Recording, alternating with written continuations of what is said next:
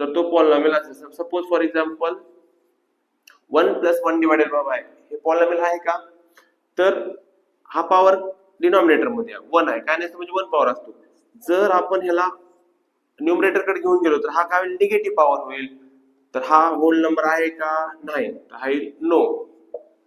Answer काय? No polynomial. हा polynomial आहे का? नाही.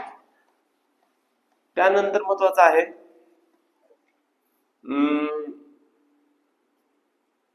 कोएफिशियंट. सर कोएफिशियंट म्हणजे काय असतं? कोएफिशियंट म्हणजे काय? समजा 2x² मायनस 2x²y. तर numerical value of that variable, numerical value of that variable म्हणजे x²y चा कोएफिशियंट किती असेल? -2. म्हणजे एखाद्या व्हेरिएबलचा जर कोएफिशियंट विचारलं म्हणजे तर काय येईल? त्याचा न्यूमेरिकल व्हॅल्यू विथ साइन. समजलं? त्यानंतर आहे तुम्हाला सर्वात महत्वाचं आहे स्टँडर्ड फॉर्म. तर स्टँडर्ड फॉर्म म्हणजे काय असतो सांगतो. स्टँडर्ड फॉर्म आणि कोएफिशियंट फॉर्म. आता पहिले बघू स्टँडर्ड फॉर्म. आता असा आहे x4 + x² + x + 5 हा पॉलिनॉमियल आहे. तर पॉलिनॉमियलची डिग्री किती आहे? 4 आहे, राईट?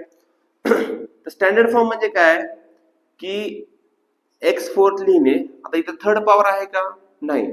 तर जो पॉवर नाही त्याला काय करायचं? 0x⁴ उगवलं लिहायचं.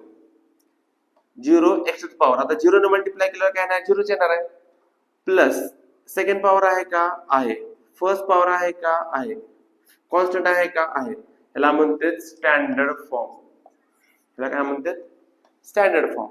म्हणजे एखादा पॉवर मिसिंग असेल तर तिथे काय करायचं? 0 म्हणून लिहायचं. 0x³ झालं. आता कोएफिशियंट फॉर्म काय असतो? ज्यांना स्टँडर्ड फॉर्म येतो त्याला कोएफिशियंट फॉर्म आलाच पाहिजे. कोएफिशियंट म्हणजे काय? काय नसतं म्हणजे याचा कोएफिशियंट किती असतो? 1, ह्याचा किती आहे? 0. ह्याचा काय नसतं म्हणजे 1, ह्याचा 1, ह्याचा 5. साइन सांगितलं. एखादा समजा इथे मायनस असतं तर आपण मायनस लिहिलं असतं. याला म्हणतात coefficient form. Standard form and coefficient form. तर आपण कोएफिशियंट फॉर्म स्टँडर्ड फॉर्म काढू शकतो किंवा स्टँडर्ड फॉर्म कोएफिशियंट फॉर्म काढू शकतो. तर दोन्हीपैकी एक आपल्याला लागतच. त्यामध्ये आपल्याला पॉलिनॉमियलची ऍडिशन आहे, सबट्रॅक्शन आहे, मल्टिप्लिकेशन आहे आणि डिव्हिजन आहे. तर 1 बाय 1 आपण बघू. तर आपण बेसिक मध्ये आपण बघितलंय आताच. ते टाइप्स बघितलेत.